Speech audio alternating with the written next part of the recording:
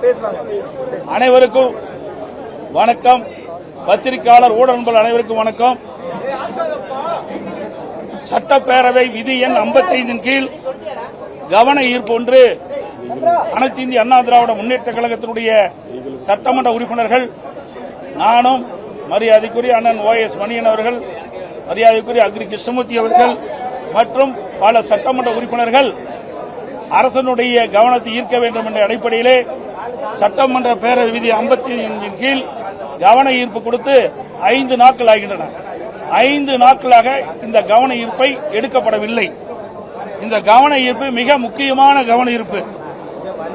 12/8/2026 அன்று மயிலாடுதுறை மாவட்டம் திருமுல்லை வாசல் ஊராட்சி தொடுவாய் கிராமத்தைச் சேர்ந்த நம்ம தமிழ்நாட்டைச் சேர்ந்த மீனவர்கள் 4 பேர் சவிதியிலே தங்கி மீன்பிடி தொழிலில் ஈடுபட்டிருந்தார்கள். இவர்களை ஈரானி கடற்கொள்ளையர்கள் தாக்குதல் நடத்தியுள்ளார்கள். இதில் மாவீரன் வயது 38 துப்பாக்கியால் நெற்றில் சுடப்பட்டதால் அப்பொழுதே அவர் இறந்துவிட்டார். மற்றும் பால்ராஜ் தகப்பன் பெயர் சாமித்துறை திருமுல்லை வாயல், 2வது சங்கர் தகப்பன் பெயர் கோவிந்தசாமி திருமுல்லை வாயல், 3வது மணிகண்டன் கடலூர் ஆகியோர் படுகாயத்துடன் சவுதி மருத்துவமனையில் சிகிச்சை பெற்று வருகிறார்கள்.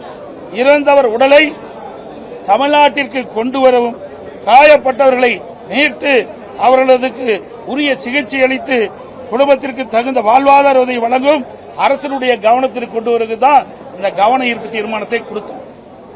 இந்த அரசாங்கம் தமிழர்களை காப்போம் என்று வாய் அளவில் பேசுறாங்க. ஆனால் இன்றைக்கு தமிழ்நாட்டை சேர்ந்த மயிலாடுதுறை மாவட்டத்தை சேர்ந்த மீனவர்கள் 4 பேர் மீன்பிடி தொழிலில் ஈடுபட்டுகின்ற பொழுது சவுதியில் இருக்கின்றவர்கள் அந்த மீனவர்களை சுட்டதால் ஒருவர் இறந்திருக்கிறார்.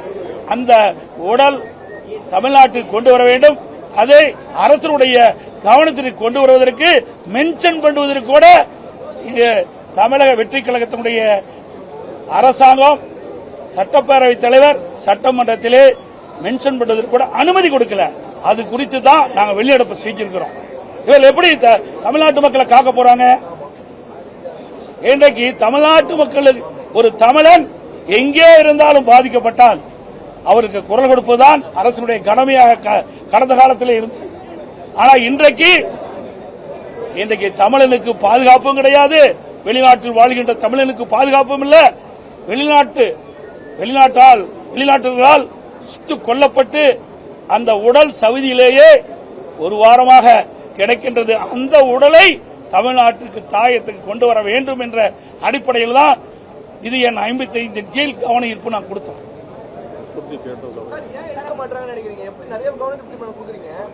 சார், இது மத்த தீர்மானம் வேற, இந்த தீர்மானம் வேற. இது அவருடைய உயிர் இன்றைக்கு வெளிநாட்டில் சுட்டுக் கொல்லப்பட்டிருக்க தமிழ்நாட்டை சேர்ந்த மயிலாடுதுறை மாவட்டத்தை சேர்ந்த திருமுல்லை வாயில் பகுதியைச் சேர்ந்த ஒரு மீனவர் 4 மீனவர் மீன்பிடித்திட்டு இருக்கிறாங்க. அதில் சுடப்படுறார். அதில் ஒருவர் இறந்து விட்டார். அந்த உடல் அங்கேயே இருக்கின்றது. அந்த உடலை மீட்டு தமிழகத்துக்கு கொண்டு வர வேண்டும். இதுதான் கோரிக்கை. இதுல என்ன இருக்குது? இது ஒரு வாரமா 4-5 நாளா தொடர்ந்து கேட்டுட்டு இருக்கிறோம். 5 நாட்களாக தொடர்ந்து அவையில வலியுறுத்திட்டு இருக்கிறோம். இதை விட முக்கியமான என்ன பிரச்சனை இருக்குது? எனக்கு எதுக்கோ பாராட்டு கொடுக்கறாங்க. அத்தனை உறுப்பினருக்கு பாராட்டு கொடுக்கறாங்க. இது ஒரு உயிர் போயிருக்குதுங்க.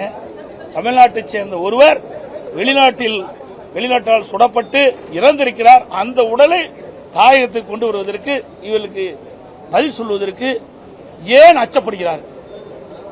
இதை கூட இவர்கள் கவனத்தில் எடுத்துக்கொள்ள வேண்டும். இந்த அரசாங்கம் எப்படி செயல்படும் என்பது மக்கள் உணர வேண்டும்.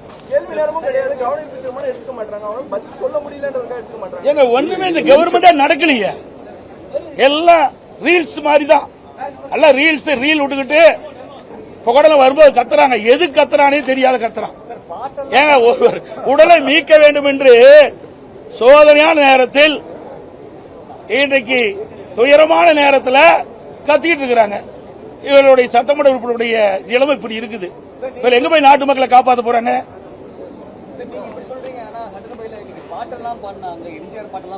ஆமா, அதாவது உயிர் போனதை பத்தி கவலை இல்லை, பாட்டு பாடுறதுதான் முக்கியம்.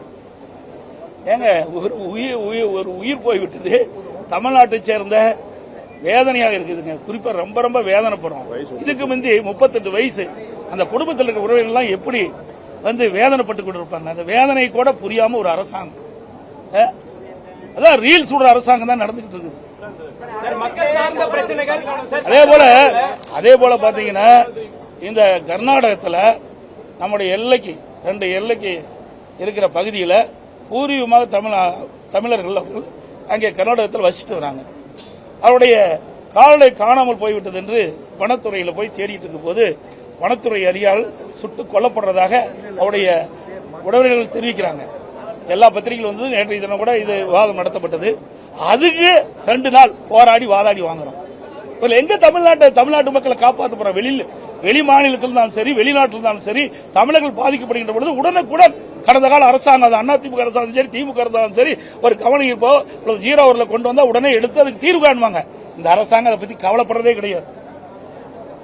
மிக மோசமாக ஒரு சூழ்நிலையில் இந்த அரசாங்கம் செயல்பட்டுக் கொண்டிருக்கிறது. இது உண்மையாக கண்டிக்கத்தக்கது. அந்த குடும்பத்தை சேர்ந்தவர்களுடைய மனநிலை எப்படி இருக்குன்னு கூட உணராத ஒரு அரசாங்கம் இந்த அரசாங்கம். இன்றைக்கு வெளி மாநிலத்திலும் சரி, வெளிநாட்டிலும் சரி, தமிழர்கள் பாதிக்கப்படுகின்ற பொழுது அதற்கு உரிய முறையிலே குரல் கொடுக்கின்ற அரசு தான் உண்மையான தமிழ்நாடு தமிழ் உணர்வு உள்ள அரசாங்கமா இருக்கு. ஆனால் இந்த அரசாங்கத்தில் தமிழ் உணர்வு என்பதே இல்லை.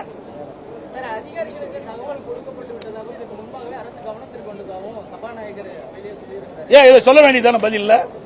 இதுல என்ன கஷ்டம் இருக்குது? நாங்க மென்ஷன் தாங்க பண்றோம். ஏன்னா 5 நாட்களாக தொடர்ந்து நாங்க வந்து இந்த அவையில மென்ஷன் பண்றோம். இந்த அரசாங்கம் உரிய நடவடிக்கை எடுக்க வேணும். அந்த குடும்பத்தை சேர்ந்தவர்கள் தொடர்ந்து எங்க சட்டமன்ற உறுப்பினரோடு தொடர்பு கொண்டு எங்களுக்கு உதவி செய்யுங்க. சவுதியில் இருக்கின்ற அந்த மீனவருடைய உடலை மயிலாடுதுறை திருமலை வாயிலுக்கு கொண்டு வர வேண்டும். அங்க என்ன நடக்குன்னு எங்களுக்கு தெரியல.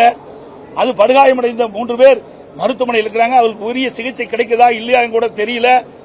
இதையெல்லாம் அந்த குடும்பத்தை சேர்ந்தவர்கள் பதற்றத்தோடு இருக்கிறாங்க. அதைத்தான் எங்களுடைய எதிர்க்கட்சி என்ற முறையில் அரசனுடைய கவனத்துக்கு கொண்டு வரோம். அரசாங்கம் அதுக்கு உண்டான முயற்சி எடுத்து அந்த உடலை தாயகத்துக்கு கொண்டு வருவது கடமை. ஆனா அதையெல்லாம் தட்டி கழிக்கிறாங்க இந்த அரசாங்கம். அது பாருங்க, 3 நாட்களாக தொடர்ந்து நாங்கள் வலியுறுத்திட்டே இருக்கோம் சட்டமன்றத்தில். இன்றைக்கு எடுக்கிறோம், நாளைக்கு எடுக்கிறோம், 3 நாளைக்கு எடுக்கிறோங்கிறாரு. முதலமைச்சர்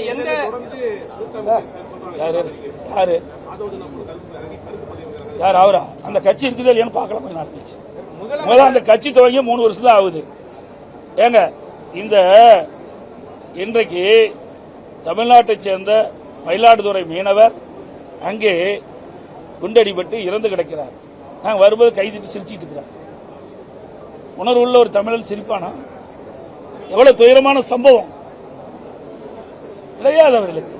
ஏதோ அவர்கள் வந்து சட்டமன்ற உறுப்பினர் ஆகிட்டாங்க, ஆட்சி வந்துட்டது, ஆட்சி அதிகாரம் இருக்கிறதுனால என்ன வேணாலும் செய்யலாம் நினைக்கிறாங்க. மக்கள் வெளியில பார்த்துக்கிட்டு தான் இருக்கிறாங்க. எந்த அளவுக்கு வேகமா வந்ததோ அந்த ஆட்சி அந்த அளவுக்கு படுபாதாளத்தில் போயிடும் விரைவில். நன்றி, வணக்கம்.